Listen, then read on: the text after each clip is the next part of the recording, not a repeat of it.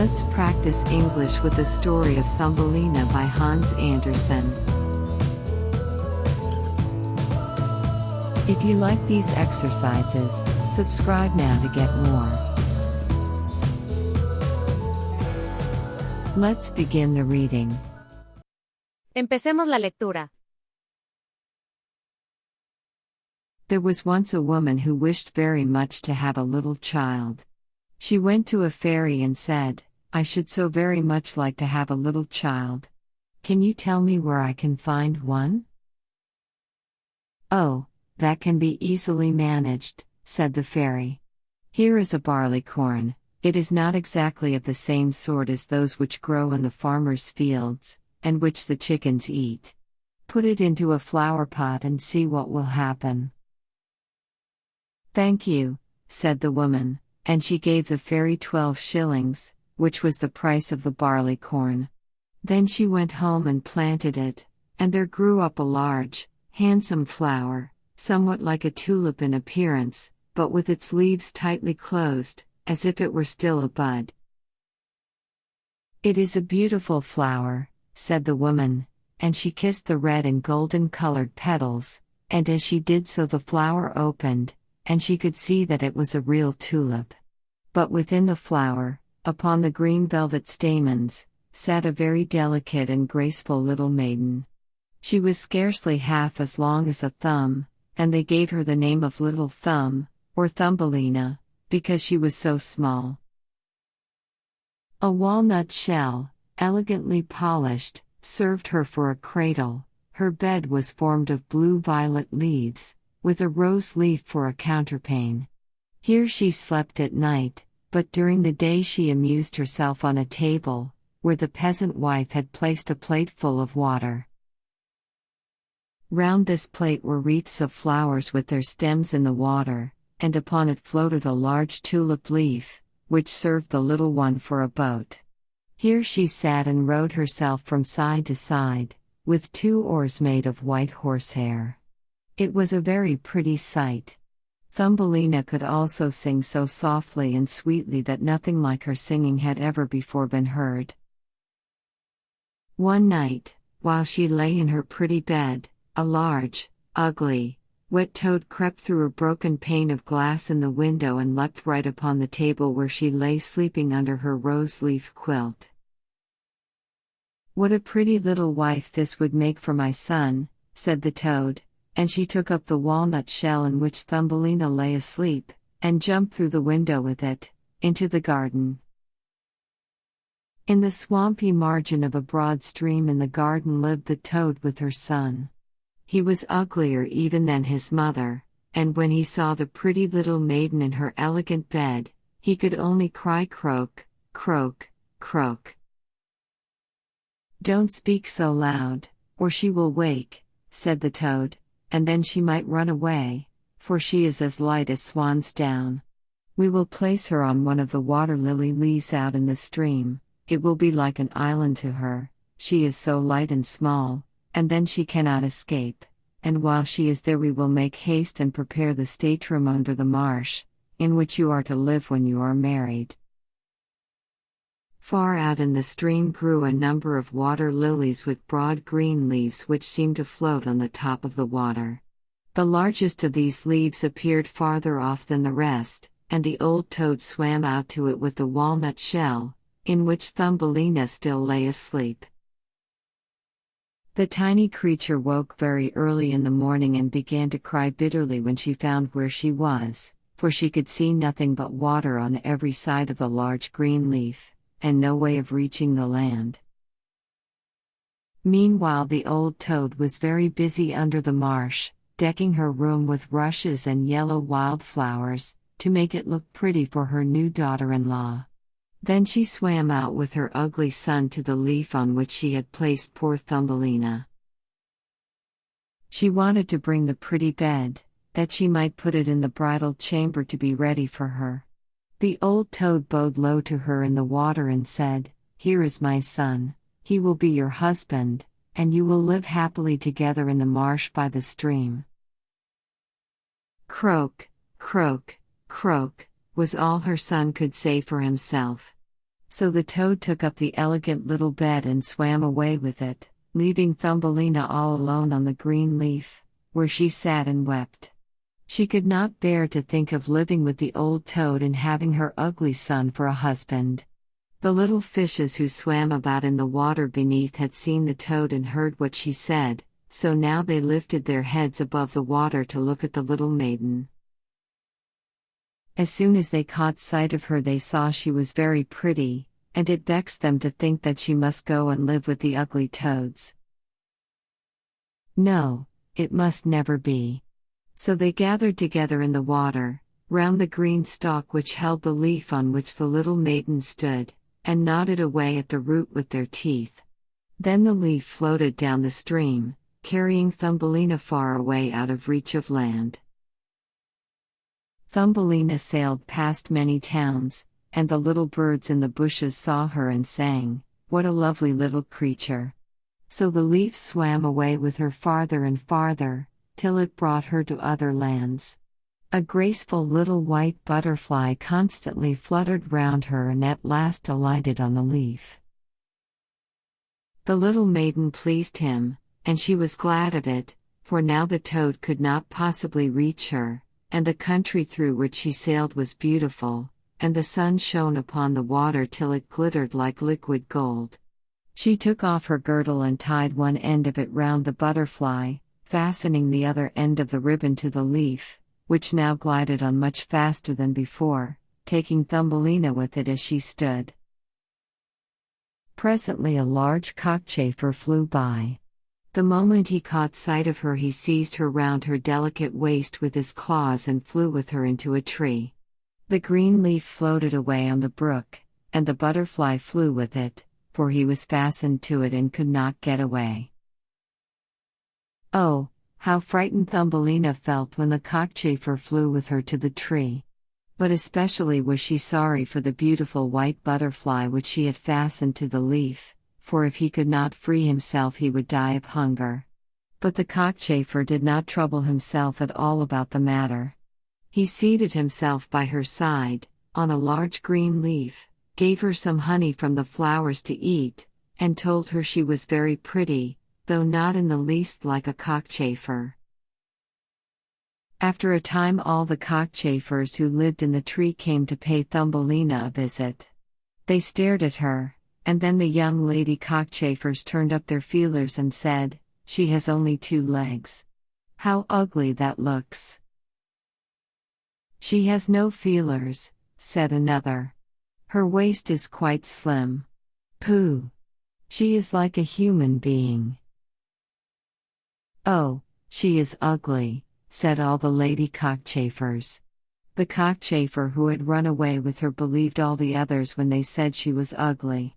He would have nothing more to say to her, and told her she might go where she liked.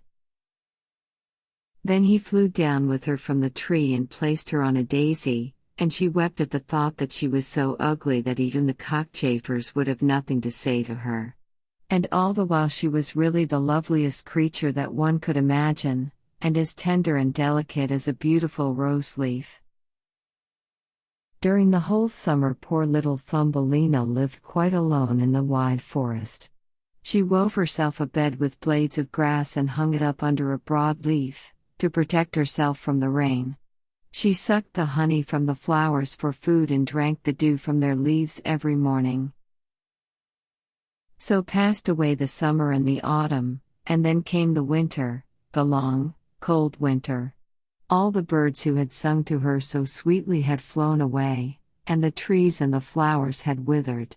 The large shamrock under the shelter of which she had lived was now rolled together and shriveled up, nothing remained but a yellow, withered stalk. She felt dreadfully cold, for her clothes were torn, and she was herself so frail and delicate that she was nearly frozen to death. It began to snow too, and the snowflakes, as they fell upon her, were like a whole shovelful falling upon one of us, for we are tall, but she was only an inch high. She wrapped herself in a dry leaf, but it cracked in the middle and could not keep her warm, and she shivered with cold. Near the wood in which she had been living was a large cornfield, but the corn had been cut a long time. Nothing remained but the bare, dry stubble, standing up out of the frozen ground. It was to her like struggling through a large wood. Oh! How she shivered with the cold! She came at last to the door of a field mouse, who had a little den under the corn stubble. There dwelt the field mouse in warmth and comfort, with a whole roomful of corn, a kitchen, and a beautiful dining room. Poor Thumbelina stood before the door, just like a little beggar girl, and asked for a small piece of barley corn, for she had been without a morsel to eat for 2 days. "You poor little creature," said the field mouse, for she was really a good old mouse, "come into my warm room and dine with me." She was pleased with Thumbelina, so she said, "You are quite welcome to stay with me all the winter, if you like, but you must keep my rooms clean and neat, and tell me stories, for I shall like to hear them very much." And Thumbelina did all that the field mouse asked her, and found herself very comfortable. "We shall have a visitor soon," said the field mouse one day. "My neighbor pays me a visit once a week. He is better off than I am. He has large rooms, and wears a beautiful black velvet coat. If you could only have him for a husband, you would be well provided for indeed. But he is blind, so you must tell him some of your prettiest stories." Thumbelina did not feel at all interested about this neighbor, for he was a mole. However, he came and paid his visit, dressed in his black velvet coat. "He is very rich and learned, and his house is 20 times larger than mine," said the field mouse. He was rich and learned, no doubt, but he always spoke slightingly of the sun and the pretty flowers, because he had never seen them. Thumbelina was obliged to sing to him, "Ladybird, ladybird, fly away home," and many other pretty songs. And the mole fell in love with her because she had so sweet a voice, but he said nothing yet, for he was very prudent and cautious. A short time before, the mole had dug a long passage under the earth, which led from the dwelling of the field mouse to his own, and here she had permission to walk with Thumbelina whenever she liked. But he warned them not to be alarmed at the sight of a dead bird which lay in the passage. It was a perfect bird, with a beak and feathers, and could not have been dead long. It was lying just where the mole had made his passage. The mole took in his mouth a piece of phosphorescent wood, which glittered like fire in the dark. Then he went before them to light them through the long, dark passage. When they came to the spot where the dead bird lay, the mole pushed his broad nose through the ceiling, so that the earth gave way and the daylight shone into the passage.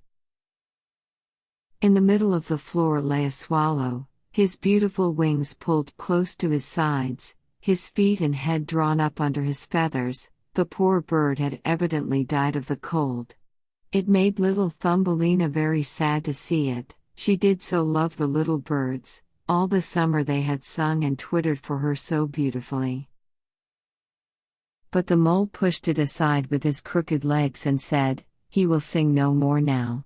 How miserable it must be to be born a little bird. I am thankful that none of my children will ever be birds, for they can do nothing but cry tweet, tweet, and must always die of hunger in the winter." "Yes, you may well say that, as a clever man," exclaimed the field mouse. "What is the use of his twittering if, when winter comes, he must either starve or be frozen to death? Still, birds are very high-bred." Thumbelina said nothing, but when the 2 others had turned their backs upon the bird, she stooped down and stroked aside the soft feathers which covered his head, and kissed the closed eyelids. "Perhaps this was the one who sang to me so sweetly in the summer," she said, "and how much pleasure it gave me, you dear, pretty bird."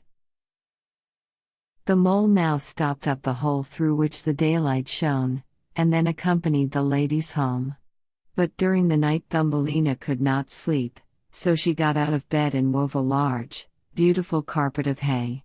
She carried it to the dead bird and spread it over him, with some down from the flowers which she had found in the field mouse's room. It was as soft as wool, and she spread some of it on each side of the bird, so that he might lie warmly in the cold earth. "Farewell, pretty little bird," said she, "farewell.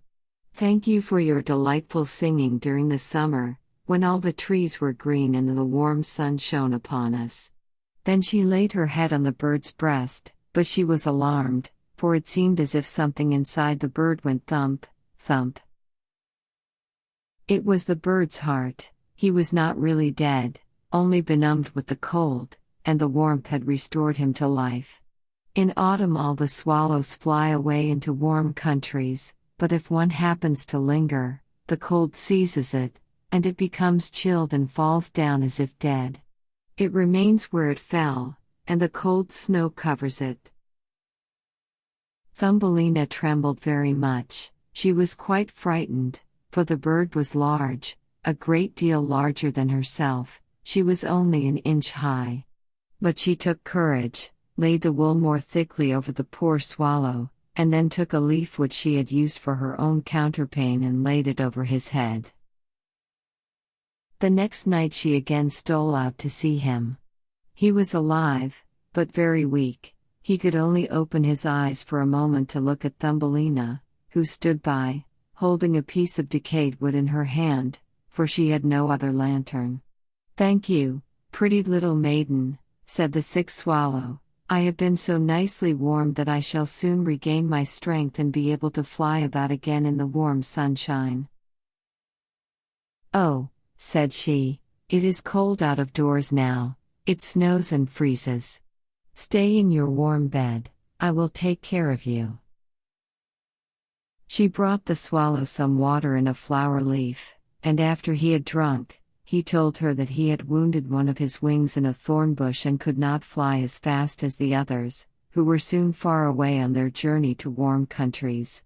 At last he had fallen to the earth, and could remember nothing more, nor how he came to be where she had found him. All winter the swallow remained underground, and Thumbelina nursed him with care and love. She did not tell either the mole or the field mouse anything about it, for they did not like swallows. Very soon the springtime came, and the sun warmed the earth. Then the swallow bade farewell to Thumbelina, and she opened the hole in the ceiling which the mole had made. The sun shone in upon them so beautifully that the swallow asked her if she would go with him. She could sit on his back, he said, and he would fly away with her into the green woods.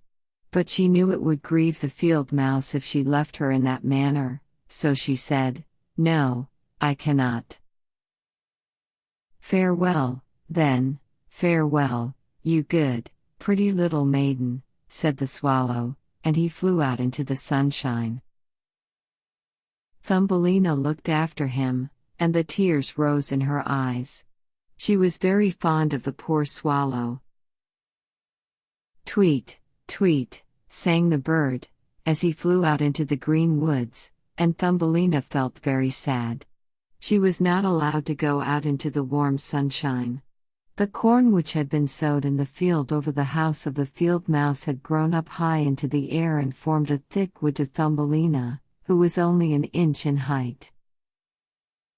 "Nothing must be wanting when you are the wife of the mole." "You are going to be married, little one," said the field mouse. "My neighbor has asked for you. What good fortune for a poor child like you. Now we will prepare your wedding clothes. They must be woolen and linen. Nothing must be wanting when you are the wife of the mole." Thumbelina had to turn the spindle, and the field mouse hired 4 spiders, who were to weave day and night. Every evening the mole visited her and was continually speaking of the time when the summer would be over. Then he would keep his wedding day with Thumbelina, but now the heat of the sun was so great that it burned the earth and made it hard, like stone. As soon as the summer was over the wedding should take place. But Thumbelina was not at all pleased, for she did not like the tiresome mole. Every morning when the sun rose and every evening when it went down she would creep out at the door, and as the wind blew aside the ears of corn so that she could see the blue sky, she thought how beautiful and bright it seemed out there and wished so much to see her dear friend, the swallow, again. But he never returned, for by this time he had flown far away into the lovely green forest.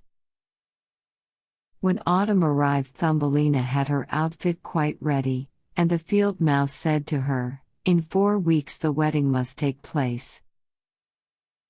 Then she wept and said she would not marry the disagreeable mole. "Nonsense," replied the field mouse. "Now don't be obstinate, or I shall bite you with my white teeth.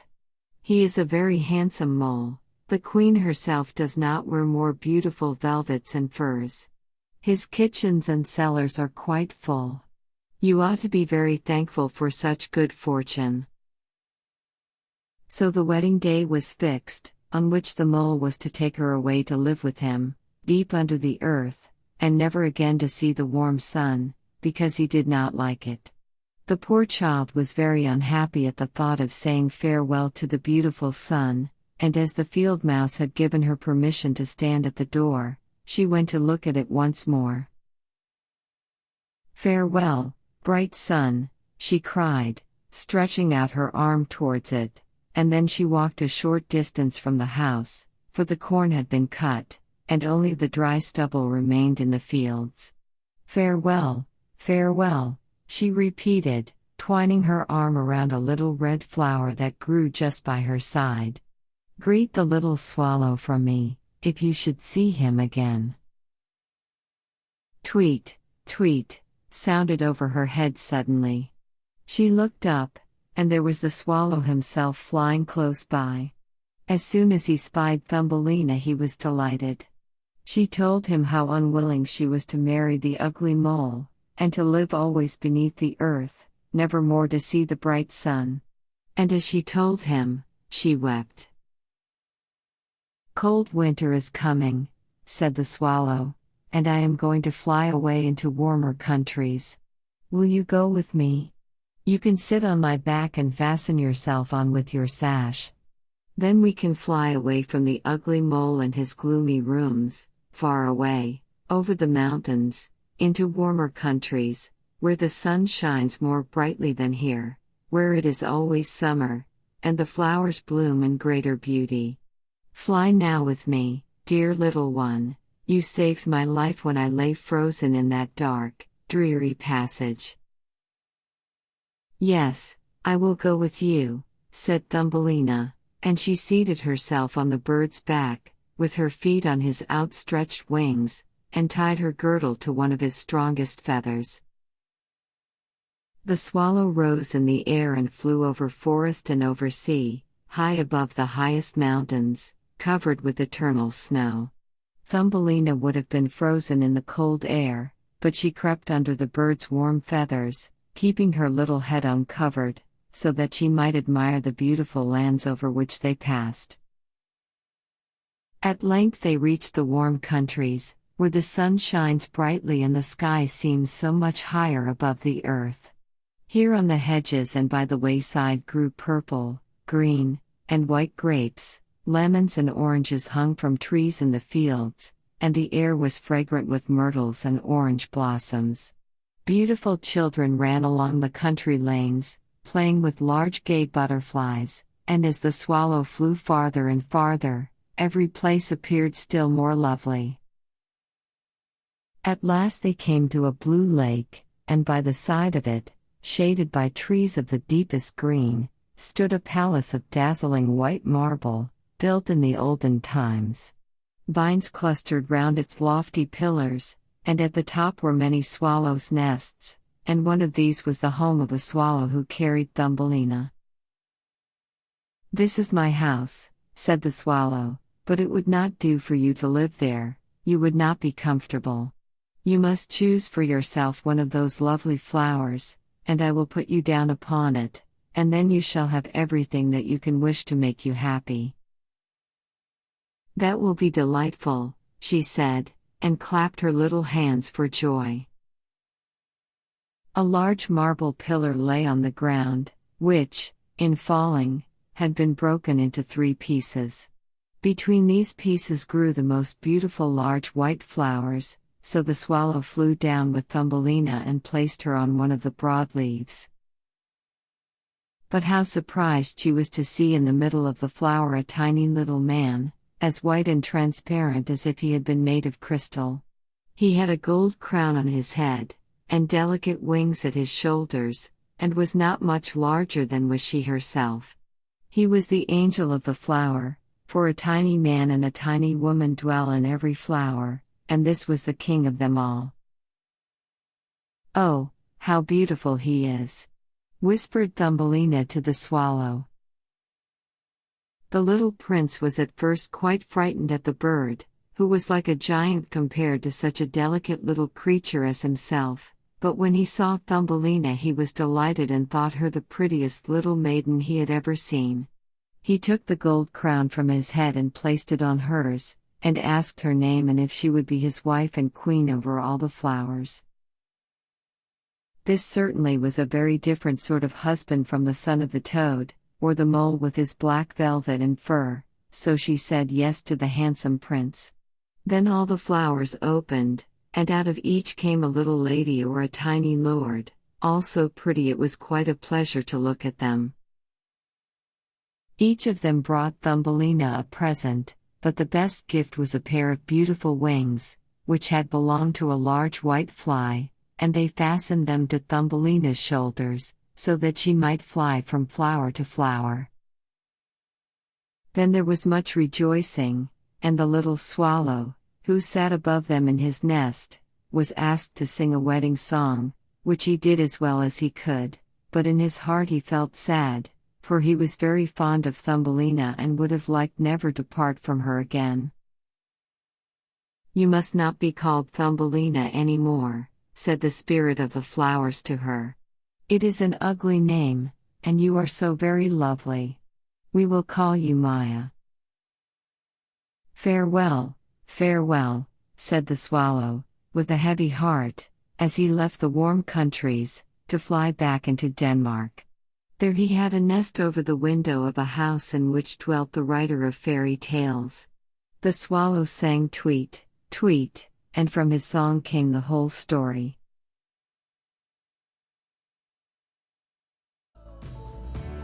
¿Te han gustado los ejercicios? Dale a like y suscríbete para no perderte los siguientes videos. También dinos en los comentarios qué tipos de ejercicios quieres ver. Suscríbete a nuestro canal My English Go si quieres encontrar lecciones con explicaciones y estrategias para aprender inglés.